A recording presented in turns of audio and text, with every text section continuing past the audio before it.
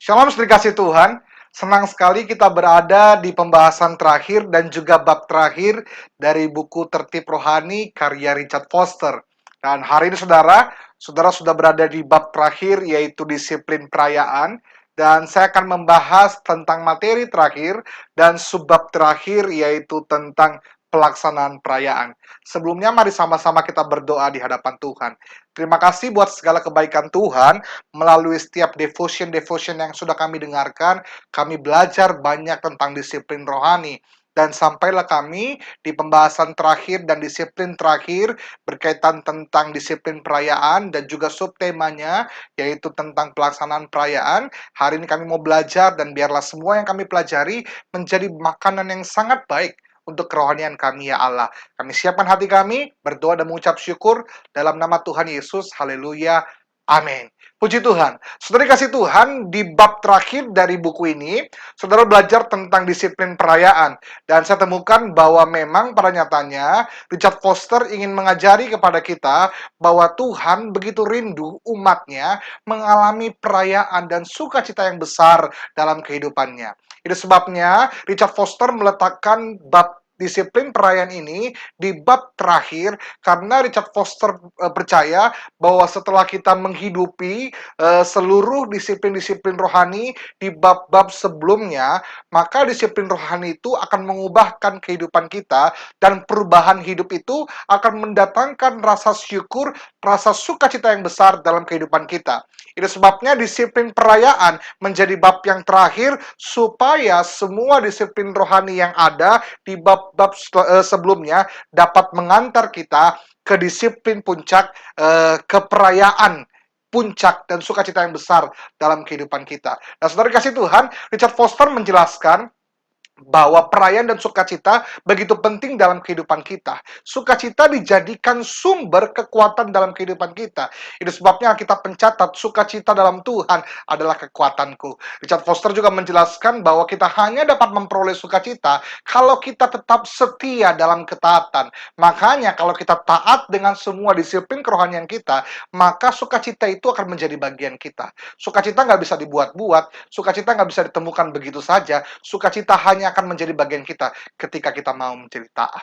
Lalu kemudian Richard Foster juga menjelaskan bagaimana sukacita itu hanya akan menjadi bagian orang percaya ketika kita memutuskan untuk hidup tanpa kekhawatiran. Makanya Richard Foster menjadikan disiplin perayaan sebagai salah satu disiplin. Kenapa? Karena memang orang percaya perlu memutuskan untuk hidup tanpa kekhawatiran sehingga mereka dapat merayakan sukacita yang besar daripada Tuhan.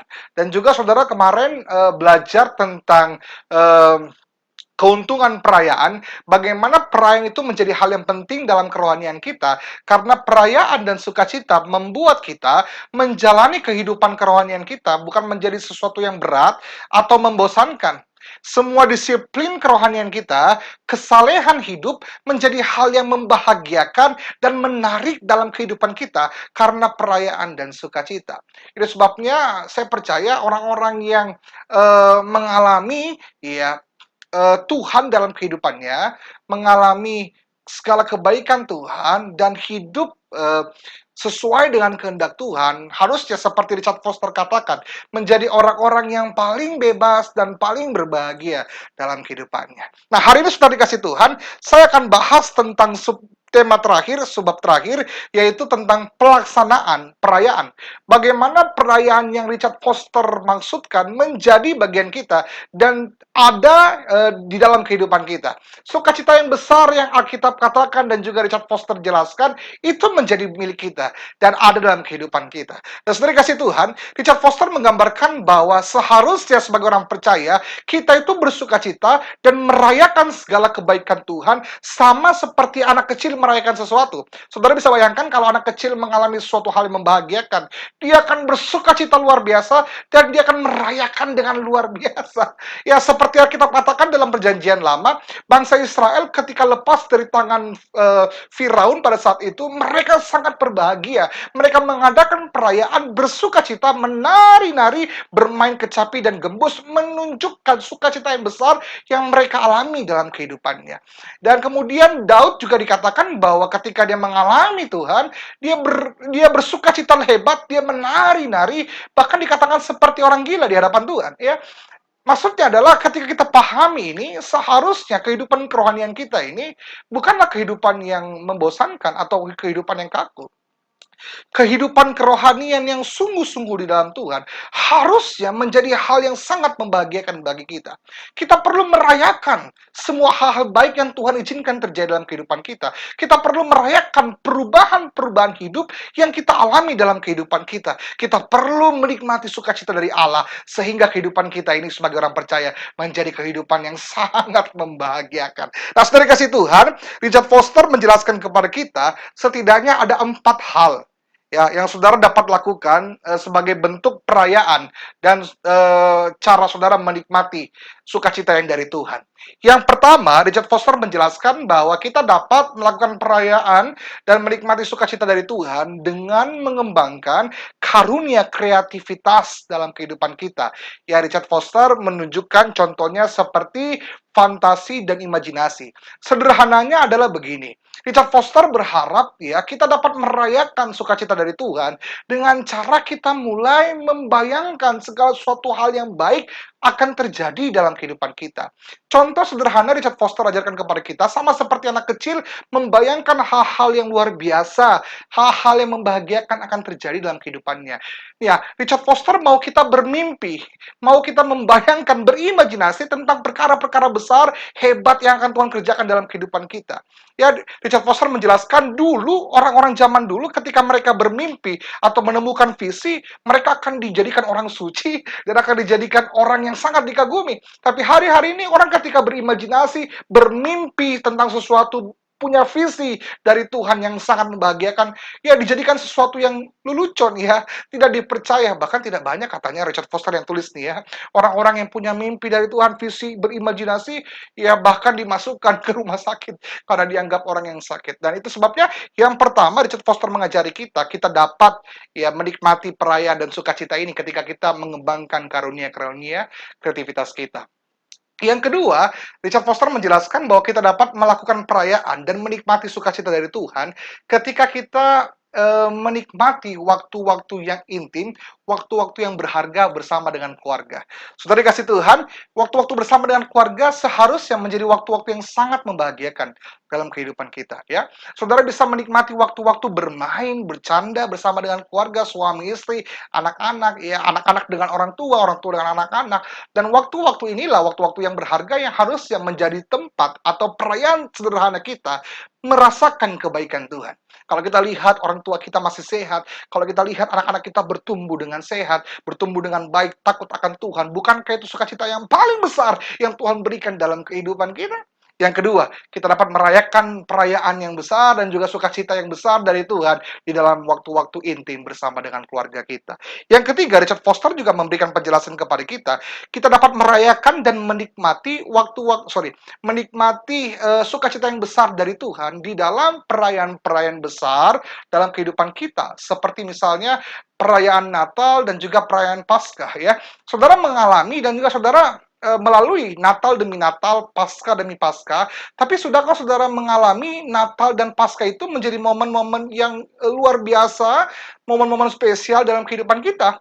Maka Richard Foster mengatakan bahwa kita dapat menikmati perayaan dan sukacita Tuhan itu melalui perayaan-perayaan besar dalam kehidupan kita, Natal dan Paskah, ketika kita sungguh-sungguh menikmati waktu-waktu dan perayaan itu. Di hari Natal, saudara ambil waktu, saudara bisa pakai kesempatan dan momen ini untuk misalnya melakukan kebaikan, memberikan hadiah untuk orang-orang yang saudara kasihi. Saudara bisa pakai waktu-waktu Natal untuk berbuat baik, bagi-bagi makanan untuk orang-orang yang membutuhkan. Dan semua itu dapat kita nikmati dan percayalah saudara itu mendatangkan sukacita yang besar dalam hati kita. Dan yang terakhir saudara kasih Tuhan, sukacita dan perayaan dapat kita lakukan dengan berimajinasi, bermimpi. Yang kedua tentang waktu-waktu yang intim bersama dengan keluarga. Yang ketiga tentang menikmati perayaan-perayaan besar seperti Natal dan Paskah. Yang terakhir, Richard Foster juga mengajari kita bahwa menikmati perayaan dan juga sukacita tidak selamanya harus berbicara tentang perayaan yang besar. Saudara dapat melakukan dan menciptakan perayaan perayaan-perayaan kecil sendiri dari saudara untuk menikmati segala kebaikan dan sukacita dari Tuhan. Saudara bisa mengumpulkan beberapa rekan-rekan, teman-teman dekat untuk berfellowship, bergembira, tertawa, menikmati waktu-waktu khusus, ya, mengingat kebaikan Tuhan, bersyukur, ya, menaikkan pujian di hadapan Tuhan, dan betul-betul bermain games dan sebagainya, sehingga peristiwa-peristiwa itu menjadi momen-momen yang membahagiakan. Dan di saat-saat itu kita bisa merayakan dan juga menikmati sukacita dari Tuhan. Pada intinya, saudara dikasih Tuhan, melalui 4 hal ini, Richard Foster ingin kita semua untuk menghidupi kehidupan kerohanian ini sebagai kehidupan yang membahagiakan. Ya, berapa banyak orang yang mengira kehidupan yang saleh, kehidupan yang taat akan firman itu sangat membosankan dan kaku, banyak aturan, tidak boleh ini, tidak boleh itu.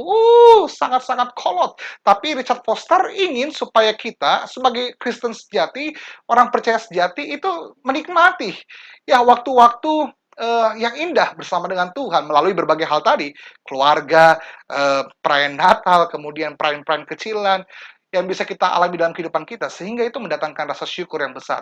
Kita menjalani kehidupan kerohanian ini bukan sebagai beban, tapi sebagai hal yang sangat membahagiakan dan sangat menggairahkan. Demikianlah yang saya bisa sampaikan berkaitan dengan pelaksanaan perayaan.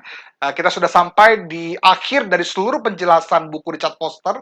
Saya percaya saudara sudah belajar banyak, saudara dapat banyak, saudara terapkan banyak, dan hidup kita akan berubah dari semua hal yang kita pelajari. Ya, saudara kasih Tuhan, di hari-hari yang akan datang mungkin perjalanan kerohanian kita tidak mudah, akan ada banyak rintangan, hambatan, dan tantangan, tapi saya juga percaya kita perlu belajar dari Rasul Paulus dalam Filipi pasal yang ketiga ayat yang ke-14, dia berkata demikian, aku berlari-lari kepada tujuan untuk memperoleh hadiah, yaitu panggilan sorgawi dari Allah dalam Kristus Yesus. Mari kita belajar semangat Rasul Paulus. Kita harus bergairah, kita harus bersemangat menjalani setiap perjalanan kerohanian kita. Tuhan Yesus pegang tangan kita, Roh Kudus mampukan kita. Tuhan memberkati kita.